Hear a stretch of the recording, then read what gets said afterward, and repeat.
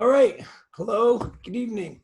Welcome to Beyond Nagging, empowering parents to help their kids write college applications.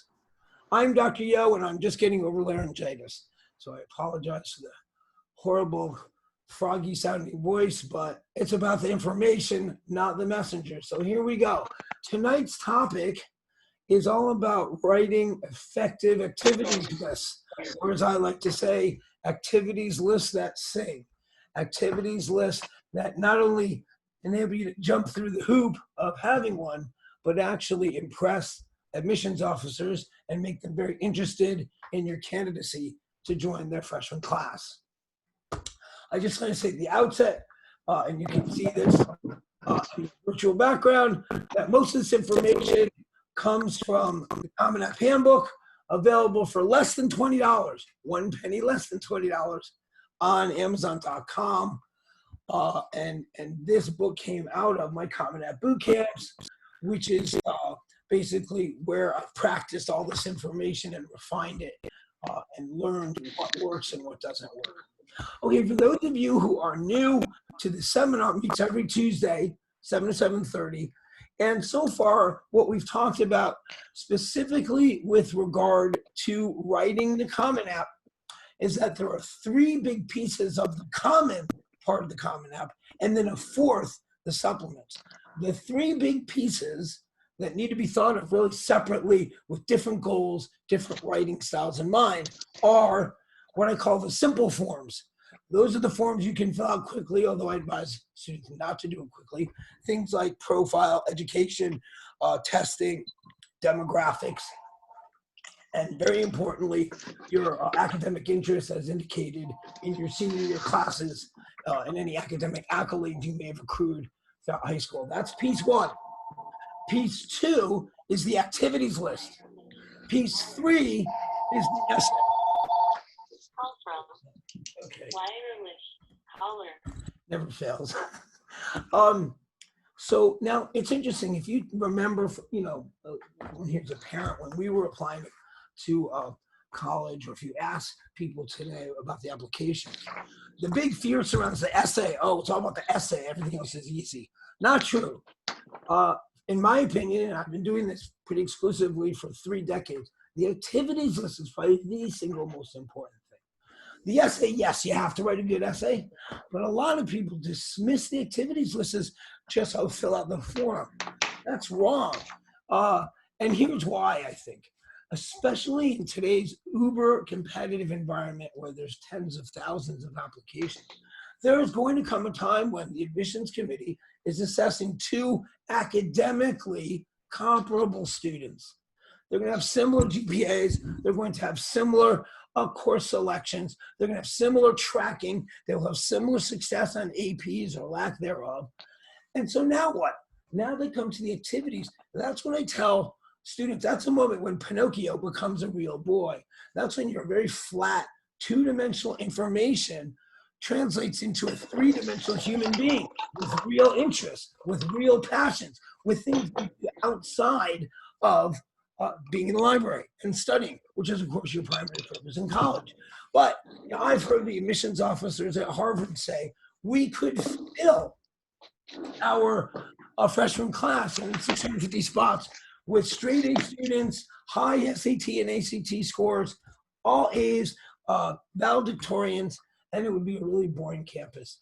We need people to run our shows and be in the band and be on the sports teams and make our community a vibrant, exciting, interesting community. Activities are really important. Okay, so having said that, for those, I'm just gonna re-chat the outlines. I noticed a couple of people have popped in since we started. I'm gonna talk about, you really have to craft this. I choose that word carefully. You're not writing it, you're crafting an activities list. And even though a lot of it is dictated by the form, there's a bunch of wiggle room where I think I can add values, pointing out to parents, wiggle room that I didn't even notice existed until I'd done this for a few years.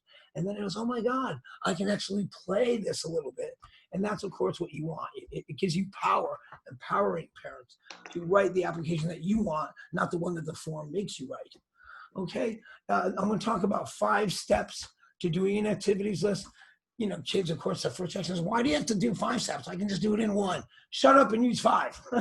Because if kids who do it this way end up with a really robust, comprehensive list that they're proud of. Everyone thinks, oh, I know what I do. Well, you do in general, but you have to go beyond that, right? This is your college application. You want to do your best work. And then I'm going to talk about form and content. Both are important. I'm going to talk about one of the most important things is strategically selecting the categories. That's a good example of what I mean by wiggle room. You may not think exists at first. You might think, well, the category, I just have to figure out which one it is. Well, what if it could be 4, right? And now you want to pick out the one that's best for you, depending on your overall packaging of yourself. And then I'll talk about what probably is the most time-consuming piece of this, and that is writing the details. The details, you get a text box. It should be a text whole field, but it's one of those text, it is text, it should be text box, where it's just a pain in the neck to use. You get exactly 150 characters, and 150 characters to tell your whole story of 4 years of blood, sweat, and tears poured into a passionate pursuit is a challenge. But there are tricks to that trade too that I like to share with you. Okay, so I refer to my book so I don't forget anything, but here are the 5 steps. Step 1, I tell kids, use with a paper and pencil. And they go, what's a paper and pencil? I say, okay, smart ass, open up a blank document in Google Docs. They know what that is. But I like paper and pencil too, because there have been studies. And I'm a huge techno philiac, I guess. I don't know what's right. Technophile. Thank you. Yeah, and I love technology. But you probably are aware of studies where they show really compelling results. The kids who take notes in class by hand learn more, retain more, for a variety of reasons. But that's the subject for a different Zoom seminar. But in the same way, there's a lot of intuitive knowledge that could come out when you're writing as opposed to typing. There's no mechanism between you. And anyway, I tell them to write it out. And what you do is I tell them this: think of everything that you do, that you spend time in, that you have, any kind of level of carrying that you do outside of school. The thing about the activities list is it follows. You see, there's a rationale to the way the content is set out. It starts with your academic information, including, we talked a lot about this in a prior lesson, the senior year classes, and your awards, and your GPA, and the level of difficulty. They have a fairly good sense of your learning style and your learning capabilities. Now they want to know, okay, great, that's important to us. You know what else is important to you? What you do outside the classroom. So think, what do I do outside the classroom that I care about? The only 2 things you shouldn't think of to put down are sleeping and Xbox, right? Unless you're writing the video games. Playing video games, even though I understand there's a lot of talent and kids respect other kids who are good at it, don't go there on your college applications. Unless, one great exception this year, I had a kid who brought esports, which is a national organization of competitive Xboxing, and he brought it to his school. There's like 100 schools involved in the program nationwide, and he was the captain and led his team to #1 in the nation right here in Chester, Connecticut. That's an exception. That's impressive. Other than that, what you want to do, now this list would include sports in and out of school. It would include, and listen, sports is a really important one. If you're not on a team, that's okay. College admissions officers want to know that you care about health and fitness. You have to be a varsity athlete to be in a sports regimen. Let's say you do yoga 3 times a week and you jog twice a week, but you do it religiously. It's important to you for a variety of reasons. That should be an activity. You don't have to have a guidance counselor or a faculty advisor for it to be an activity. You know what the key criterion is for an activity? Time commitment. And I'm going to show you when I share my screen in the comment, they're obsessed with how much time you spend. And they ask the question 5 different ways in one form. And I'll show you that. And so that's how you think about, where do I spend my time outside of school?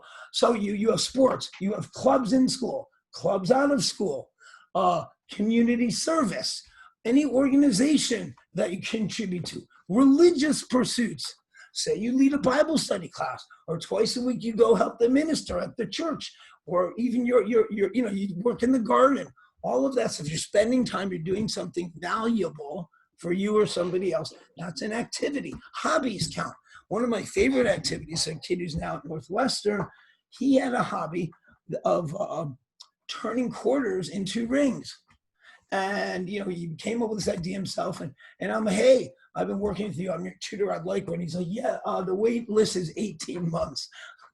I'm like, you're fired 18 months. I'm your tutor, damn it. Anyway, I never got one, but it's a really cool hobby. And the way he described it, so passionate about it. The key thing is to try to communicate your passion. I always tell people, no offense if there are any philatelists among you out there, but I don't find stamp collecting particularly interesting.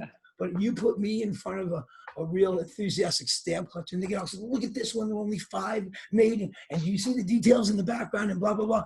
And suddenly you're like, wow, that is kind of interesting, right? Passion is easily communicable, and it gets people to rally around, your interests. And that's the goal here in your activities list. Okay, so step 1, you write this huge list. Step 2 is you compare how many activities you have written down to the number 10. Why 10? Good question. Glad you asked. 10 is the number of slots that they put on the form. And I don't have time to go into this tonight, but get the book. It'll tell you that if you have more than 10, there is a back door. There's a way to get in 15. I tell kids you could get in 100, literally, if you wanted to, and that is not good, right? Because for 2 reasons. One, well, a number of reasons. Most importantly, it pisses them off, right? Right? I mean, they have to read all this extra stuff, and now you're barraging them with details, and you lose the forest for the trees, right? The application isn't about, let me think of every little thing I did that anyone might possibly, maybe just find impressive, and blah, onto the forms. That's a lot of people's reaction. And no offense to the parents, it's usually the parents who go there before the kids. And yes, you want to be impressive, but you don't impress people by saying every good thing you've ever done in your life. You come up with a highlights reel, right? Your activities are your highlights. Now, there are some kids who have 14 activities on their highlights reel. And, by highlights reel, I don't mean, there's always a kid who's like, hey, my parents made me babysit twice in 9th grade for my snot-nosed sister. Can I put that there? No, you cannot. I mean, you can, but you shouldn't. Right, for obvious reasons. So now, if your original list has 4, I get a lot of boys, no offense to the males, but a lot of boys I didn't really do much. And, they have to dig a little deeper. I have exercises in the book, little memory joggers. On the other hand, there's sometimes with kids, I have 18. I had a girl who had more than that in my last boot camp. But then you go through and you feel, which ones combine? Oh, wow, 4 of these have to do with helping kids in the summertime.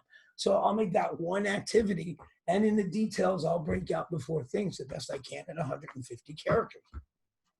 So you aim for 10.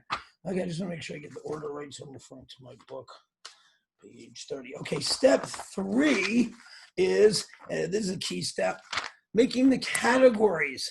Okay, so the categories here, I am going to share my screen because I think it's very important you know what I'm talking about here. All right, share screen, boom. And if I didn't navigate away, I should have the Common App up. And I navigated away. No, I didn't. It's here. Okay, so that's commonapp.org. And I'm just showing you how I log in. I'm pretending to be a first-year student. And the internet seems mighty slow, with apologies. Well, wow, why isn't that loading? Let's try again. Okay, here we go. All right, sign in. Oops. Come on. There we go, Dr. Yo. Okay. So when you log into the Common App and it loads, here's what you see. So notice this whole thing, upper left-hand corner is the Common App. But there's a common part of the Common App, which is all under the Common App tab. Right, so the Common App, big Common App, includes supplements. The Common App tab is just what goes commonly to all the schools. Okay, so the simple forms, quick review, are profile, family, education, testing.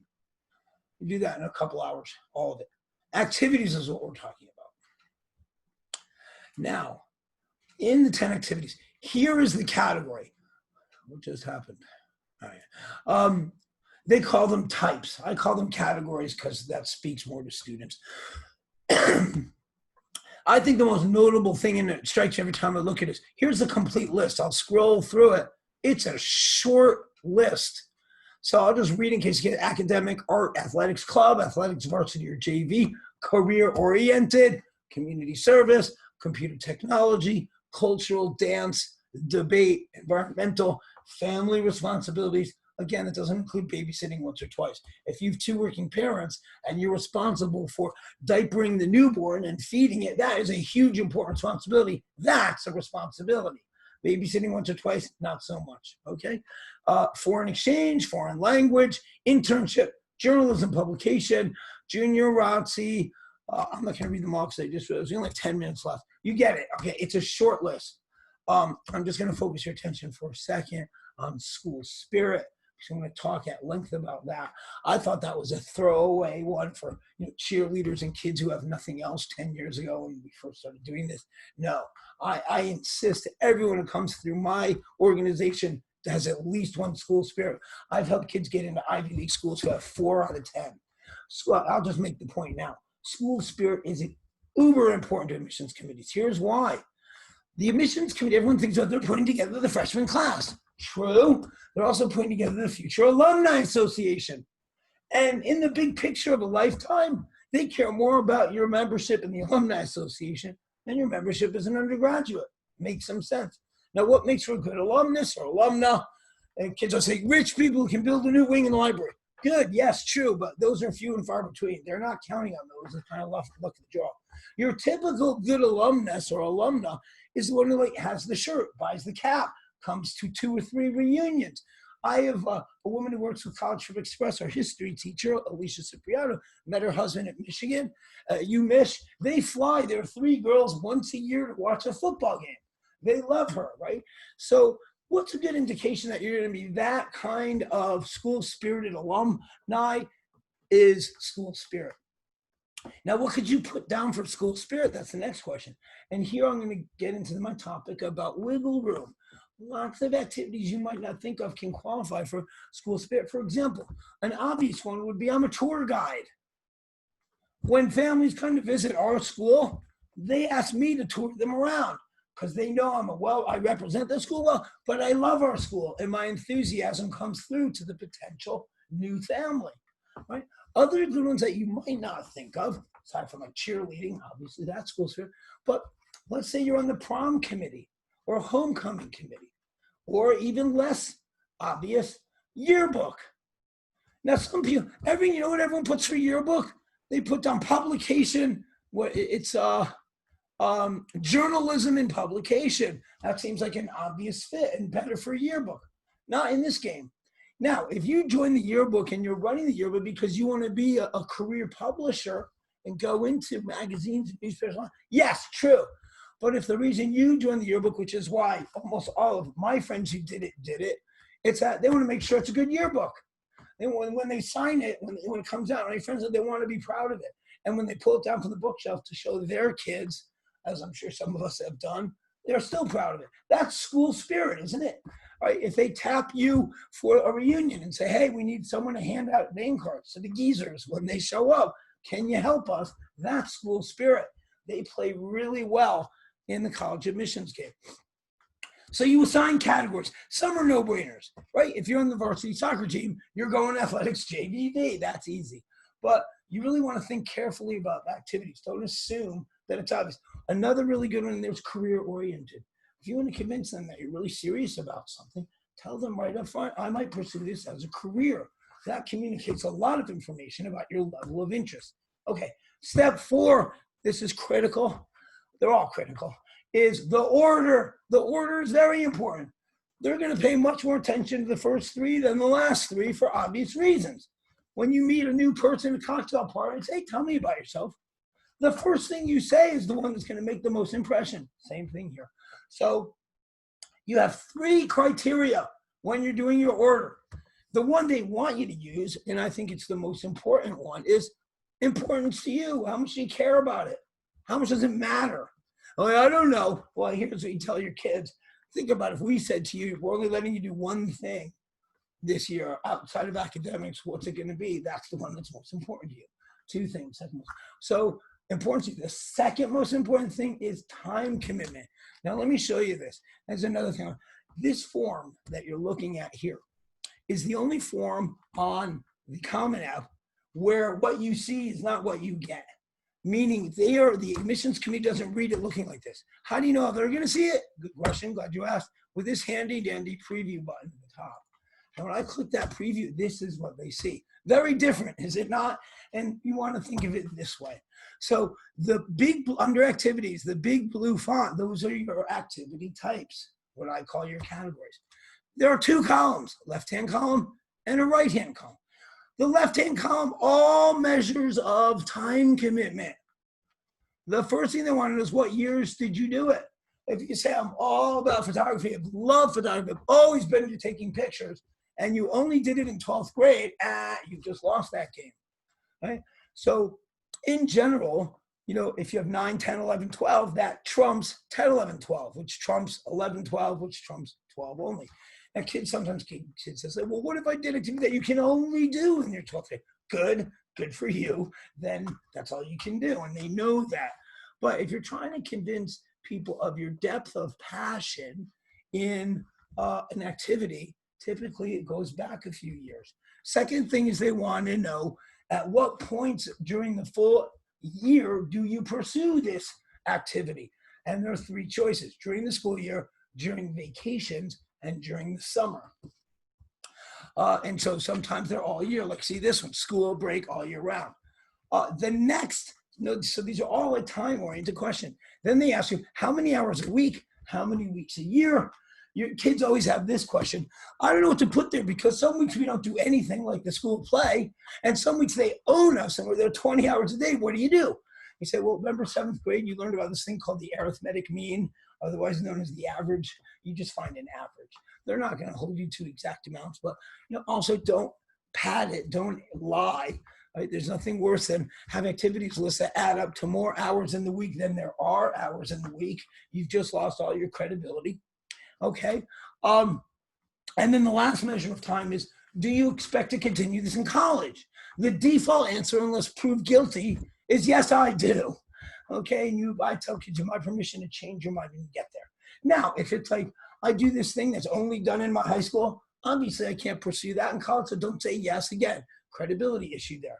But Ty goes to yes, I'm going to continue.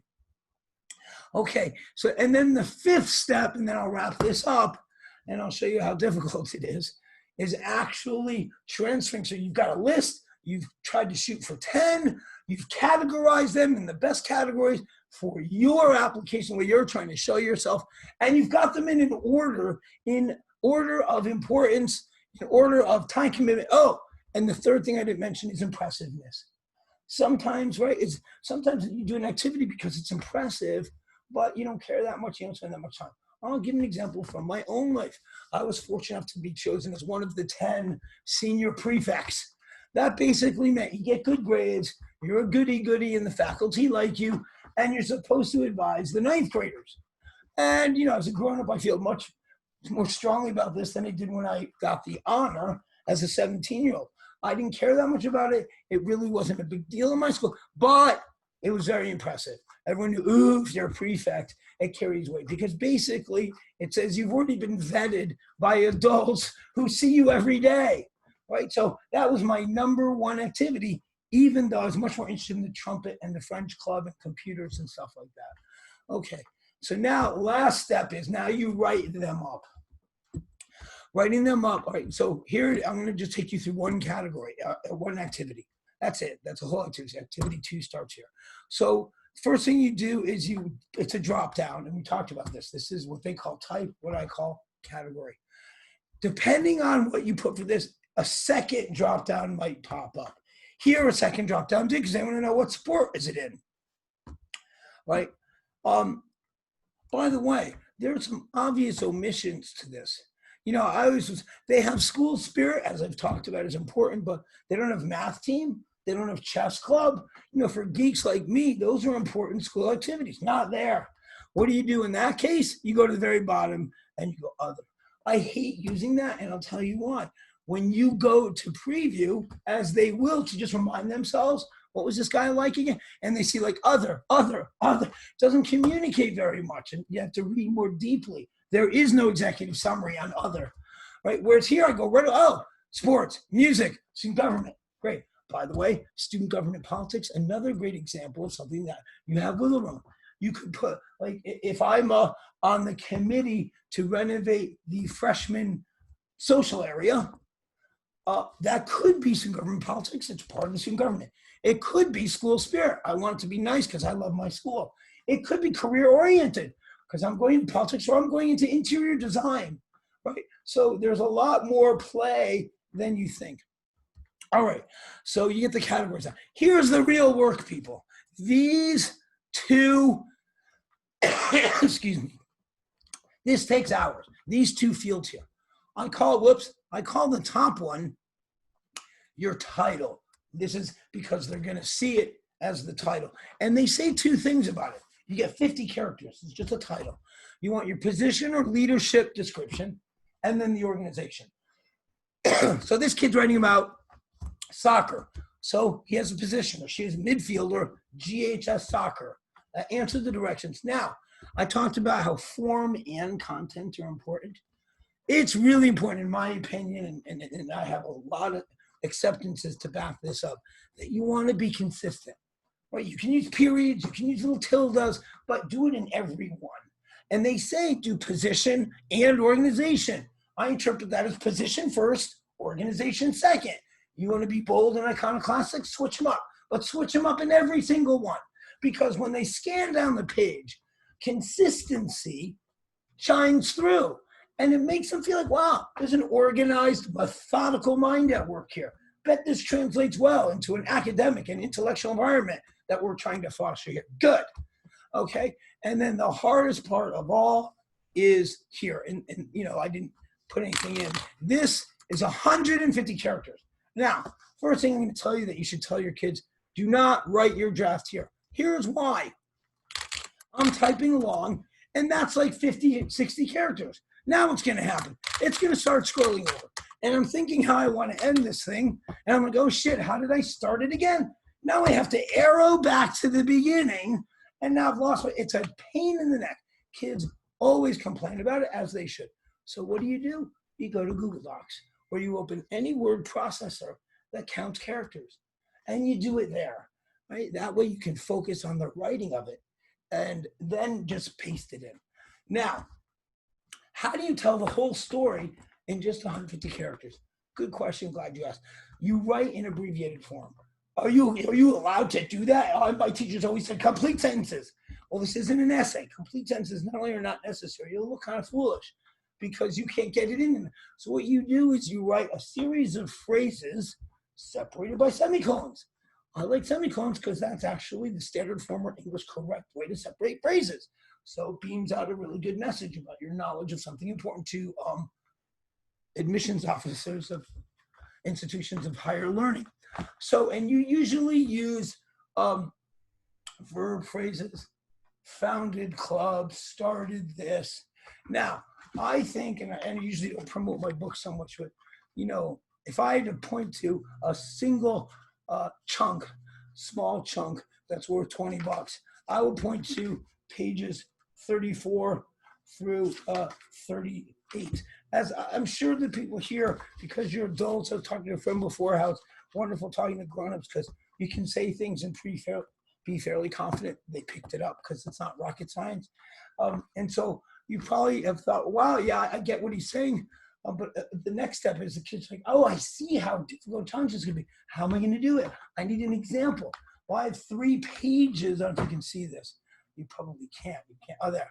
It comes in now. Anyway, take my word for it. I have 3 pages of examples. Like I have language you can use. I'll just read them because I think this is really important. Here are key words just for general use. Responsible for, instructed, organized, encouraged, awarded by teachers, peers, administrators, ran, conducted, founded, led, appointed by faculty, elected by peers, selected by administrators, guided, mentored, advised. These are strong, robust, communicative words that cast students in a really good light. Then I have examples of each activities. Like I have a music instrumental, science and math, athletics varsity, athletics club, community service, paid work, school spirit, cultural, theater and drama. And I think those examples are really powerful and important to give kids an idea of how to make, how to fill these up in a way that communicates the most information about you. Okay, so let me stop sharing. And we're a few minutes over, but we said we have a small group today. So if you have any questions, I have a few more minutes. I'm happy to answer them. Dr. Yo, this is Ken. I've got a question for you. Thank you. If you've got a rising senior at home like I've got, who's just right now in the process of starting to put his Common App materials together, and he's maybe trying to find a way to strengthen his candidacy, maybe realizing he doesn't have quite the depth or breadth of activities as he's hoping, and is really trying to figure out how to prioritize in the limited time left to make the biggest impact. Any suggestions for where to focus? I do. It's a great question. Thank you for asking that, Ken. First of all, it reminds me, you're going to hear this first right here. I do a lot of interview prep, and historically, I tell everyone here, you're gonna hear a couple of questions on virtually every interview.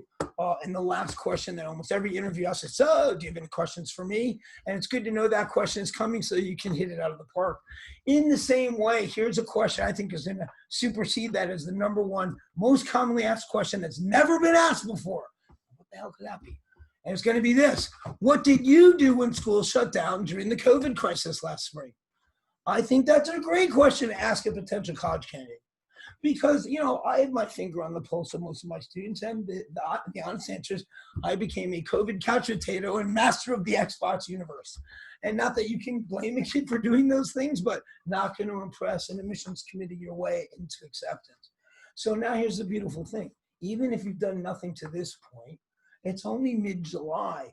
You got a solid 2.5 months before school starts. So what I would do is take any pre-existing interest, and I mean any, but I think top priority should go to intellectual and academic interests for fairly obvious reasons. These are all institutions of higher learning, first and foremost. I tell all my kids, they're not institutions of higher sports or higher community service or higher drama club. Okay, not that those things aren't important, but they're definitely secondary. So if your son is an interest in, I don't know, quantum mechanics or Russian literature or anything, right? There's a whole wide world of educational possibilities right in his bedroom on his phone. Or if you have access to the internet, and I'm pretty sure you do. Well, you do. You're online with me now. Right? He can find, or she can find, a huge range of exciting, interesting things to further that interest that you can write about. So, and it's kind of cool too, because you're going to have unique choices this year. Most kids, if they want to demonstrate an intellectual passion, will sign up for a class somewhere, go to a campus, which is a wonderful experience, but not in the summer of 2020. You're not doing that, not in these United States, much to the chagrin of our president, but we'll talk about that another time. Does that answer your question? You muted yourself. If you have a follow-up. Yes, it does. Thank you. You're welcome. All right, guys, I'm going to wrap it up just because I'm going to post this video, and I want to stay true to about 30 minutes so I don't scare away parents. But I cordially invite you all to come back next week, 7 o'clock, where the exciting topic will be the dreaded application essay. All right, have a great week. Thank you guys for coming. I appreciate it. Thank you.